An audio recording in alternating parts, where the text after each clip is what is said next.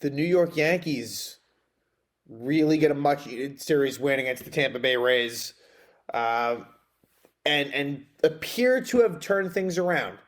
There's still a lot to go. With about 20 plus games left in the season, but the Yankees, it didn't look good to start the series, but now for the first time in a while, I feel like you can feel somewhat optimistic about things. Long term, that's a different story. But in terms of the AL East, this was a huge series win, and not only that, but the Yankees win the season series versus Tampa. So by the Yankees winning game two of the series, they clinched it, and then they won again. So they won the series 11-8. So if these teams tie, the Yankees will win the division, and so that's important to do that. And hopefully they can do the same thing with the Blue Jays, where the Yankees are one win. All the Yankees need to do is win one game against the Blue Jays, and their 3-game set in Toronto a couple of weeks from now to win that season series as well. To be honest with you, and this is nothing against the Rays, but when you look at the remaining schedules and everything, and the fact the Yankees do still play the Blue Jays, for me, I kind of view the Blue Jays as more of a threat to catch the Rays, and that might be misguided, but I just that's what my gut tells me. So there's a lot of games between the Blue Jays and Rays remaining, and I guess ideally they split those games. Ideally, one team doesn't dominate the other. That's the key. But if I had to kind of give you a leaning in terms of who I'd want to win, even though the Rays are technically closer right now, I'd kind of almost prefer the Rays to win. Just again, because of that, you do have those 3 games with Toronto, whereas you're done with Tampa. Anyway, though, the Yanks, as we know, there's a lot of injuries, a lot to sort of keep up with there, but it seems like players are on the mend. Like for example, Anthony Rizzo, the headaches are gone. Like it sounds like he could be maybe back in Milwaukee. He'll miss this Red Sox series. Josh Donaldson returned from paternity leave, which definitely gave him a jolt. Giancarlo Stanton returned to the starting lineup in Game 2 of the series, and is starting to look better. Hit a couple of home runs. DJ LeMahieu, who's on the injured list. Sounds like he could be back, maybe in a week or so's time. Jose Trevino missed the series. He hit the paternity list, but, didn't really have much of an effect. Ben Wardfed was actually called up, never got in. So we never saw him. But, and that's just the beginning of it. But the Yankees in this one, and like I said, there's a lot I try to keep up with all of the transactions and the injuries, but there's just so many lately that it's tough. But in this series, Frankie Montas, Game 1, Jameson Taillon, Game 2, and Game 3 was it was a weird situation. Domingo Germán pitched the first inning. He had been pitching on 3 days rest, and then it was just a straight bullpen game. But Games 2 and 3 were very similar in the best way possible for the Yankees. But Game 1, and it's nice how this transition, I feel like there have been many Yankees lose Game 1 and win Game 2 and 3 combinations this year, in a 3-game series. I'm sure it's happened before, but it doesn't feel like there's been too many of those. Now that I'm thinking, there have been, but Game 1 is about Aaron Hicks. Game 1, when I think about Game 1, I think about Aaron Hicks, and I think it's a legitimate thing to ask at this point. How much more of Aaron Hicks will we see as a New York Yankee? Probably more than I'd want it to be, just because, again, left field is a bit of a thin position. Look, right now it's kind of Miguel Andujar's job, which is crazy to think about when Miguel Andujar has been sent down 1 or 2 times where I thought, all right, we're not seeing him again. This is it. Miguel Andujar is gone, but injuries change things, and Andujar kind of has, didn't really do much in the last game today, but the last game of the Twin Series plus the first 2 of the Rays series was definitely pretty good. And the defense hasn't shown up as a problem. But Aaron Hicks is the story of Game 1. And we will get into that. So Game 1's lineup is still really weak, a.k.a. Aaron Hicks is batting third. Kiner is cleaning up. It's just pretty ugly. Now, Oswald Peraza starts in this game. The one disappointing thing about the return of Donaldson is the fact that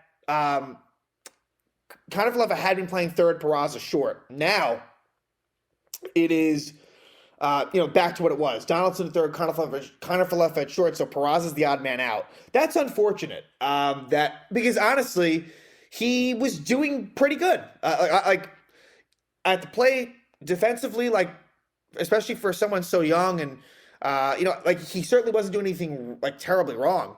But unfortunately, Peraza, it feels like he's going to need some injuries to occur to kind of crack that lineup, which sucks. But that's their decision. But anyway, Drew Rasmussen was great, and he's been very good for the Rays lately. 6 shutout innings, 10 strikeouts, no walks, really good stuff for him. Frankie Montas, it was a struggle. For Frankie Montas, who was really good at the Trop last start against the Rays in what was a really key game, doesn't pitch so well. And look, if the Aaron Hicks stuff doesn't happen, it might look a lot different, to be fair to him. But still, Montas, it's been a disappointment. Like when you think about the rotation come playoff time, Frankie Montas, I think, was seen as someone who could be the number 2. I just don't know about that. Like when Severino returns, obviously there's Cole.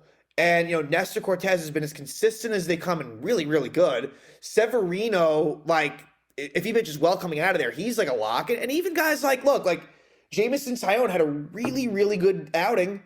We won't include Domingo Germán, who's also, like, been very effective. So, for me, like, it's an interesting conversation. Frankie Montas, I think, I guess, like, he's your 3 or your 4. It's kind of hard to say right now. But I guess we'll learn that more as things unfold. But, Game 1, first inning, the Rays jump out to that quick lead. Wander Franco returns to the Rays, which was pretty key. And Randy Arozarena gets an RBI double. So a rough start for Montas right there. Not a whole lot of Yankee offense to speak of. And in the third inning, Aaron Hicks, Gleyber Torres and Aaron Hicks were the 2-3. Now, I'll give Torres credit because he was able to turn. Torres had a good game in 2 and 3. He did. But Aaron Hicks strikes out in a first and second spot in the third inning. But that was only the beginning for Aaron Hicks. The fourth inning was an absolute nightmare.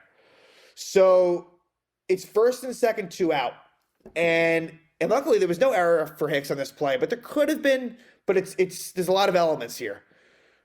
It's a 2-run double by Wander Franco down the left field line. Aaron Hicks is unable to make the catch. Now, that's the first annoyance. Because honestly, like, he should have caught that ball. He didn't. But what makes it worse is he thinks that the ball is foul. So he kind of just is upset, not really alert, and so both runs scored. Now, would both runs scored anyway? Maybe. But I don't know. Yandy Diaz was the second runner that scored. Maybe he scores anyway. But it's a bad job by Hicks to kind of just, like, mentally take himself out of it after not making the catch. He makes it worse by feeling bad for himself and thinking it was foul and not just playing and picking the ball up. And then to make it even worse, next batter, Randy Arozarena, hits a shot. It wasn't an easy play, but Aaron Hicks kind of gets turned around like he always does, and it's an RBI double for Randy Arozarena. Like a good left fielder probably makes that play. I mean, could make that play. And so it's 4-0. And to start the top of the 5th, Aaron Hicks is out. Aaron Hicks, there was Joey Gallo's chance. Aaron Hicks, it's just done. Like, I just feel like with Aaron Hicks, like, please let it end. I don't care who it is that, would play above him. If Andrew Benintendi was in there, especially with Harrison Bader returning, like, Hicks would truly not really be in the mix. But because the Yankees are so thin in left field, they really don't have many left field options. And I got to say, like, Estevan Florial, not a good option. Tim Locastro, not a good option. Miguel Andujar is like your only kind of hope right now. And even that has its flaws. So Aaron Hicks, look, he took it on the chin. Aaron Boone pulls him, which good for Aaron Boone. And I know Boone said like it wasn't a punishment. It was, though. I mean, look, he did it. He did it to protect Hicks, but like he did it because, look, like Hicks just didn't do the right thing. Like, I don't know. I don't believe the fact that, it wasn't a punishment. It was, and as it should have been. So, Hicks is out of the game. That's the big story from this one. Definitely. But Montas, it was a struggle. He is able to pitch 5 2/3, and then Lucas Licky comes on and finishes the 6th. In the seventh, it would be Litke as well. So good job by Lucas Litke in the seventh inning. And at the bottom of the seventh, the Yankees finally score on a very close play. It's an RBI single by Aaron Judge. Scores Oswald Peraza. This play was reviewed, but it was deemed that Peraza was safe, and so it's 4-1. And you know what? And I'll give credit to the Yankees for this. They really did fight back in this game when it looked like pretty bleak. Ryan Weber pitches a scoreless eighth inning. And then let's go to the ninth. Ryan Weber again. So Ryan Weber, it's weird. Like, he's a very soft tossing pitcher, but Ryan Weber, when he's been in there, has actually been effective. I don't trust him at all, and he won't be a factor come postseason time, but Ryan Weber, good job there. Bottom of the ninth. JT Chargois comes on, and Kyle Higashioka with one-out homers. So Higgy has been a lot better lately, I have to say. Higgy at the plate has been a much more competitive at bat. It's his eighth homer, which is not bad. We've always known that Higgy can hit home runs. And so it's 4-2. And Aaron Judge walks to extend the game. And now the Rays bring on Sean Armstrong to face Gleyber Torres. And on the second pitch at bat, Gleyber almost hits it short home run to the short porch. Goes the opposite field. It was a good piece of hitting by Gleyber, but Margot catches it, and the Yankees fall short. So that would have been pretty cool. But again, Yankees lose, and at this point, the Rays cut the Yankee lead in the loss column to 2. So game 2 is important, and it's Corey Kluber versus Jameson Taillon. And Kluber has given the Yankees problems, very much so, in this season and in the past. And Kluber was a Yankee last year. But the Yankees knocked Corey Kluber out in the first inning. He allows 8 hits, 6 earned runs, no homers. They just got single after single after single. It was insane. I've never seen anything like that. And Jameson Taillon, he's given this big lead, but he sticks with it. And Jameson Taillon, it's been better for him. Whereas there was a stretch there right around the trade deadline where Taillon was struggling in a major way. He's picked it back up again. And that's a good thing. Jameson Taillon, if you look at the splits, in June was rough, and July was rough. Yeah, I mean, really, the ERA, what you like about Taillon is that, like, he's not letting on that many through all of this. The base runners, it hasn't been terrible. June was especially bad, and July was ugly too, but he really has picked it back up lately. Definitely. So, I feel like not enough credit can be given to Taillon here. He was really, really good. And first inning, right away, Judge single. Stanton, so Judge batting first and Stanton batting second in back-to-back games, and it works. So they'll probably stick with it. Judge batting first, Stanton batting second. Sounds crazy, but it was effective. And so I think Stanton and Donaldson being back in the lineup helped in terms of, you get some of the dead weight out of there. And I guess I should mention that Ronald Guzman was designated for assignment. I guess that was the Donaldson spot. I think Donaldson being activated necessitated Guzman going down.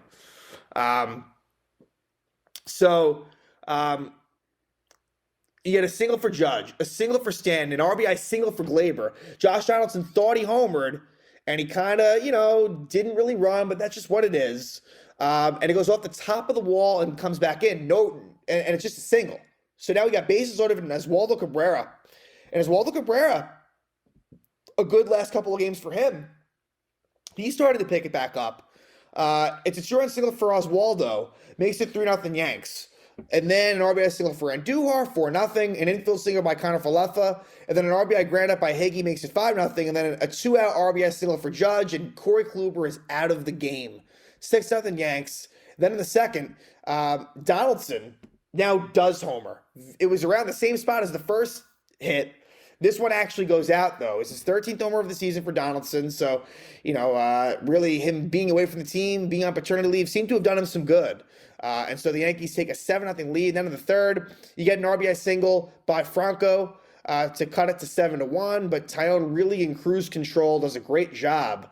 And then in the seventh, bottom of the seventh, you get an RBI, a wild pitch that scores Josh Donaldson, and then an RBI single by Isaiah Connor Falefa makes it 9-1. Then in the eighth, Taillon's still going.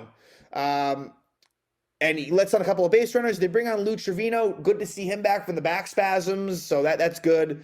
And you get a two-run single by Harold Ramirez, makes it 9-3. Off of Trevino, Tyones runs, and then the Rays bring on a position player to pitch, Christian Bethancourt, who we've seen him pitch a good amount. Like he can also pitch, but Giancarlo Stanton homers. It was his first home run in a long time, off the foul pole. Gives the Yankees a 10-3 lead. And then Jonathan Loaisiga closes it out. 1-2-3 for Loaisiga. Yankees win 10-3, and we shift to game 3, and the winner takes the series. Now, there was a long rain delay, very long rain delay, but they would start, a little less than 2 hours after what was supposed to be the original start time.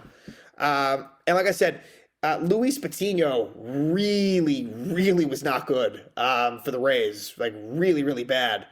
Versus Domingo Germán, and like I said, it was only one inning for Germán.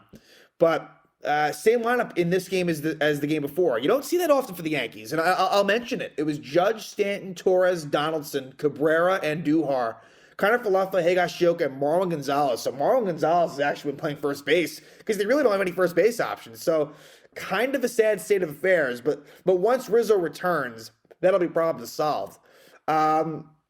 So the Yankees are able to get it done early.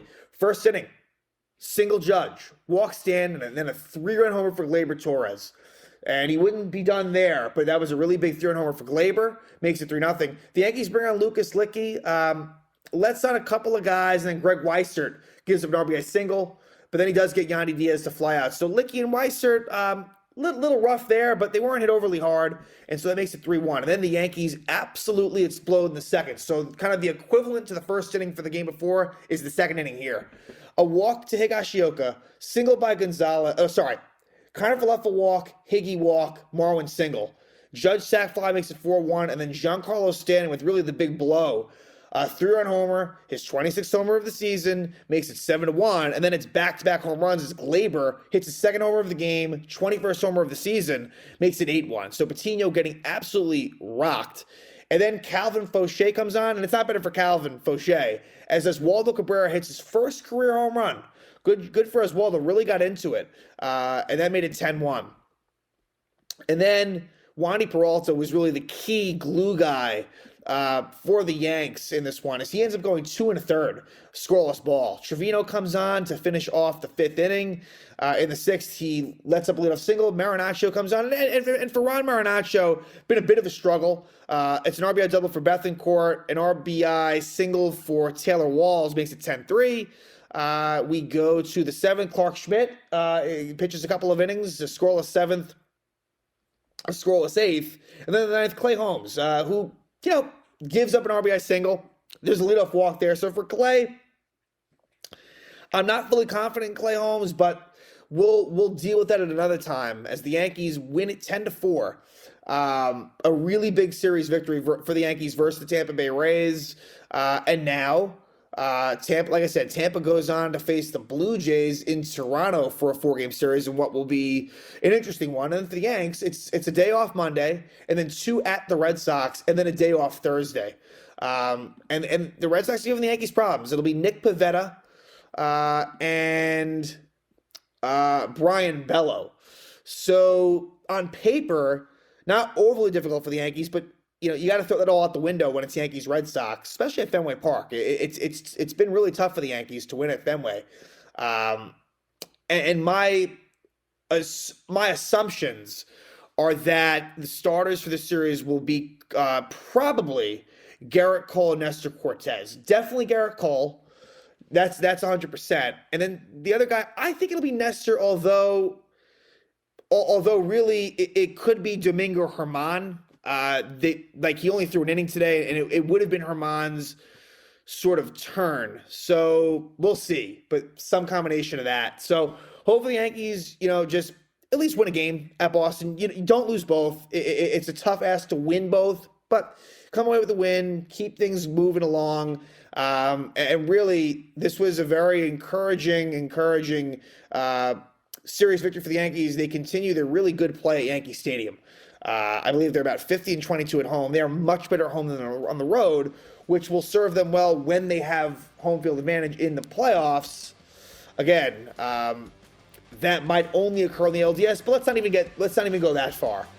There's still there's still a few weeks left in the season, but this was a step in the right direction, a really key and impressive Yankee series win versus Tampa Bay Rays.